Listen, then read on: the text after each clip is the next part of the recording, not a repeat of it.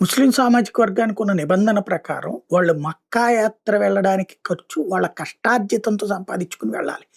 ఎవరి దగ్గరో దానంతో వెళ్ళకూడదు. ప్రభుత్వాల దానంతో కూడా వెళ్ళకూడదు. వెళ్తే ఆ ప్రయోజనం వాళ్ళకి నెరవేరదు.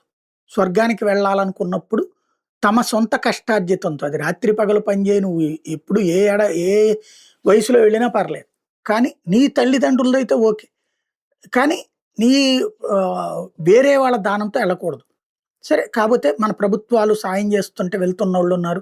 లేదా ఎవరైనా సాయం చేస్తే వెళ్తున్నోళ్ళున్నారు. ముందు చూసొద్దాం అన్నటువంటి రూట్‌లో వెళ్తున్నోళ్ళున్నారు. అలాగే మసీదుల నిర్వహణ అన్నటువంటిది ఆళ్ళ సొంత వ్యయంతో వాళ్ళే జేసుకోవాలి.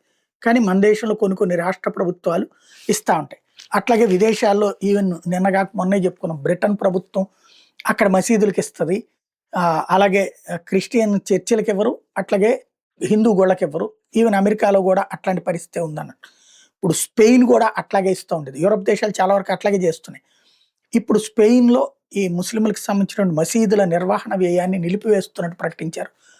వాళ్ళది వాళ్ళే నిర్వహించుకోవాలి అన్నట్టు. ఎందుకంటే అక్కడ స్పెయిన్‌లో ఈ మధ్య కాలంలో ముస్లిం సామాజిక వర్గానికి సంబంధించిన వాళ్ళు చొరబాటుదారులను వెంటబెట్టుకుని స్పెయిన్ ప్రజల మీదన ఇబ్బంది పెడుతున్నటువంటి వేళ తీసుకున్న నిర్ణయం అది.